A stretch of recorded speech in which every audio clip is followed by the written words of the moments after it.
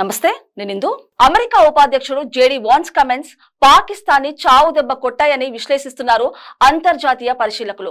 India Pakistan యుద్ధంతో మాకు సంబంధం లేదు, మేము జోక్యం చేసుకోలేమని ఆయన చేసిన వ్యాఖ్యలు పాక్ లో అలజడి రేపుతున్నాయి. అమెరికాని మిత్ర దేశంగా భావిస్తే ఆ దేశం తమను నట్టెంట ముంచిందని అక్కడ ప్రజలు వ్యాఖ్యానిస్తున్నారు. ప్రచన్న యుద్ధం సమయంలో యుఎస్ఎస్ఆర్ ని కాదని అమెరికాని నమ్ముకున్న తమకి తీరని అన్యాయం చేసిందని, అమెరికాకి తగిన గుణపాఠం నేర్పుతామని లాహోర్, ఇస్లామాబాద్ లో ప్రజలు రోడ్లపైకి వచ్చి ధర్నాలు, ర్యాలీలు నిర్వహించారు. ఇండియాతో చేతులు కలిపి తమని ఒంటరి చేసిందని వారు ఆవేశం వెళ్లగక్కుతున్నారు. అమెరికా డౌన్ డౌన్ అంటూ నినాదాలు చేస్తున్నారు. అమెరికా మూర్దాబాద్, ఇండియా రహస్య స్నేహితుడికి తగిన శాస్తి చేయాలని డిమాండ్ చేస్తున్నారు పాక్ ప్రజలు. జేడీ వాన్స్ వ్యాఖ్యలని పాకిస్తాన్ లోని కొందరు రాజకీయ పరిశీలకులు భిన్నంగా విశ్లేషిస్తున్నారు. ఇటీవల అమెరికా ఉపాధ్యక్షుడు జేడీ వాన్స్ ఇండియా పర్యటనకు విచ్చేశారు. భారత్ తో ఆయన భార్య ఉషా జేడీ వాన్స్ కి దగ్గరి బంధుత్వం ఉంది. ఈమె పూర్వీకులు ఆంధ్రప్రదేశ్ కి చెందిన వారు. తూర్పు గోదావరి జిల్లా వడ్లూరు గ్రామానికి చెందిన కుటుంబం ఆమెది. నేటికి ఆమె బంధువులు ఏపీలో నివసిస్తున్నారు. ఈమె తండ్రి తరపు బంధువులు అన్నపూర్ణమ్మ ప్రొఫెసర్ గా పనిచేస్తున్నారు. అయితే జేడీ వాన్స్ ఇండియా పర్యటించిన సమయంలోనే పాకిస్తాన్ టెర్రరిస్టులు భారత్ లోని జమ్మూ కాశ్మీర్ పై దాడి చేశారు. 26 మంది అమాయక ప్రజలను పొట్టన పెట్టుకున్నారు. దీంతో పాకిస్తాన్ పెంచి పోషిస్తున్న ఉగ్రవాదం భారత్ ని ఎంతలా అతలాకుతలం చేస్తుందో, ఇక్కడి ప్రజల ప్రాణాలను బలి తీసుకుంటుందో జేడీ వాన్స్ కి క్లియర్ గా అర్థమైంది. అందుకే పాకిస్తాన్ టెర్రర్ బేస్లని టార్గెట్ చేస్తూ భారత్ చేపట్టిన ఆపరేషన్ సింధూర్ కి మద్దతుగా అమెరికా నిలిచింది. ఇండియా పాకిస్తాన్ యుద్ధంపై తాము జోక్యం చేసుకోమని జేడీ వాన్స్ ప్రకటించడం వెనక ఇది కూడా ఒక కారణంగా భావిస్తున్నారు విశ్లేషకులు. మరోవైపు అమెరికా ప్రయోజనాలతో పాటు ప్రపంచాన్ని భయపెడుతున్న ఉగ్రవాదానికి చెక్ పెట్టాలంటే పాకిస్తాన్ లోని టెర్రరిస్టులకి, దానిని స్పాన్సర్ చేస్తున్న ఆ దేశ నాయకత్వానికి తగిన బుద్ధి చెప్పడానికి ఇదే సరైన సమయంగా అగ్రరాజ్యం అంచనా వేస్తుందని తెలుస్తుంది. గతంలో పాక్ అమెరికా మధ్య మంచి స్నేహ బంధాలు నెలకొన్నాయి. యుఎస్ఎస్ఆర్ పతనం తర్వాత అమెరికా, ఇండియా సహజ భాగస్వాములుగా మారిపోయాయి. నాడు అమెరికా పాకిస్తాన్ కి F-16 యుద్ధ విమానాలు సరఫరా చేసింది. నేటికి పాకిస్తాన్ యుద్ధ విమానాలలో అత్యాధునిక వార్ ఎయిర్ క్రాఫ్ట్లు అని చెప్తున్నారు. గత దశాబ్దం నరగా ముఖ్యంగా అమెరికా ట్రేడ్ సెంటర్ పై ఒసామా బిన్ లాడెన్ చేసిన అటాక్ తర్వాత అమెరికా పూర్తిగా పాకిస్తాన్ కి దూరంగా జరిగింది. ఆ దేశాన్ని పక్కన పెట్టింది. ఇండియాతో భాగస్వామ్యాన్ని బలోపేతం చేసుకుంది. అయితే పాక్ తాజాగా వినియోగిస్తున్న F-16 యుద్ధ విమానాలకు సంబంధించిన స్పేర్ పార్ట్లు, ఆర్థిక సాయాన్ని అమెరికా నిలిపివేసింది.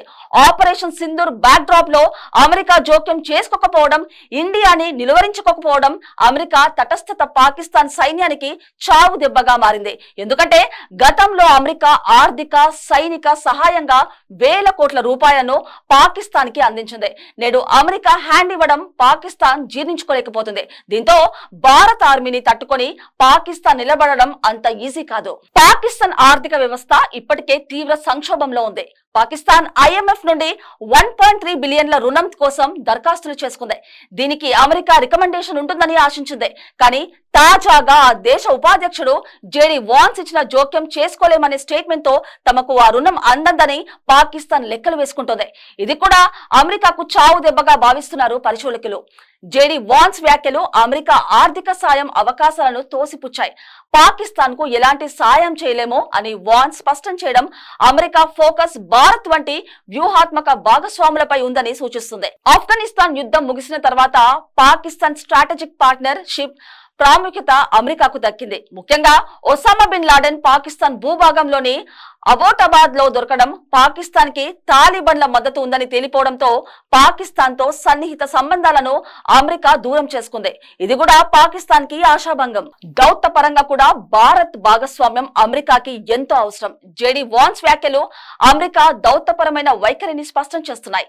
పహల్గాం దాడి జరిగిన రోజు వాన్స్ భారత్ లో ఉన్నాడు. అదే రోజు ఆయన భారత ప్రధాని నరేంద్ర మోదీతో జరిపిన చర్చల్లో యుఎస్ ఇండియా బంధాన్ని బలోపేతం చేసే అంశాలపై దృష్టి పెట్టాడు. వాన్స్ భారత్ తో బిలేటరల్ ట్రేడ్ అగ్రిమెంట్ చర్చలను మరింత ముందుకు తీసుకెళ్లాడు. పాకిస్తాన్ ఈ దాడి తర్వాత అమెరికా నుండి దౌత్యపరమైన మద్దతు కోసం ప్రయత్నించింది. పాకిస్తాన్ బ్రాడ్కాస్టింగ్ మంత్రి అత్తా ఉల్లా తరార్ భారత చర్యలను సైనిక సాహసపేతంగా వర్ణించారు. అమెరికా జోక్యం చేసుకోవాలని కోరాడు. కానీ వాన్స్ యొక్క ఈ సంఘర్షం మాకు సంబంధం లేదనే వ్యాఖ్యలు పాకిస్తాన్ యొక్క ఆశలను నీరుగార్చాయి.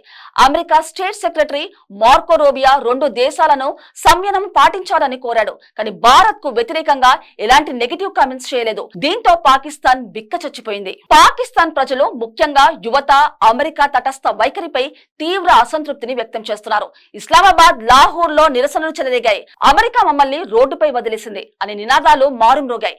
అమెరికా మాకు చావు దెబ్బ ఇచ్చింది, ఇప్పుడు మేము ఒంటరిగా భారత్ తో పోరాడాలి అని రాశాడు. ఈ అసంతృప్తి పాకిస్తాన్ అంతర్గత రాజకీయ అస్థిరతను, ఇమ్రాన్ ఖాన్ జైలులో ఉండడం, సైన్యంపై ప్రజలు తిరుగుబాటు అయ్యేలా చేస్తుందనే విశ్లేషణలు సాగుతున్నాయి. అమెరికా గతంలో పాకిస్తాన్ కి ఇచ్చిన మద్దతు ఆ దేశంలో ఒక నమ్మకాన్ని కలిగించింది. వాన్స్ వ్యాఖ్యలు ఈ నమ్మకాన్ని ధ్వంసం చేశాయి. భారత్ లో ప్రజలు అమెరికా తటస్థను స్వాగతించారు. ఇది భారత్ కి ఫ్రీ హ్యాండ్ ఇచ్చింది. మొత్తం మీద అమెరికా తమను వెన్నుపోటు పొడిచిందని, నడి రోడ్డుపై వదిలేసిందని పాకిస్తాన్ ప్రజలు వాపోతున్నారు. చైనా రాడర్లు, మిసైల్స్ అత్యంత దారుణంగా ఫెయిల్ అవుతున్న సమయంలో ప్రపంచ పెద్దన్నగా భావిస్తున్న అమెరికా సైతం తమకు మద్దతుగా రాకపోవడంతో పాకిస్తాన్ లో కొత్త ఆందోళనలు రేపుతోంది. ఇటు జేడీ వాన్స్ తాజా వ్యాఖ్యలు పాక్ ని మరింత గందరగోళంలో నిలబెడుతున్నాయి. మరి పాకిస్తాన్ ఏం చేస్తుందో చూడాలి.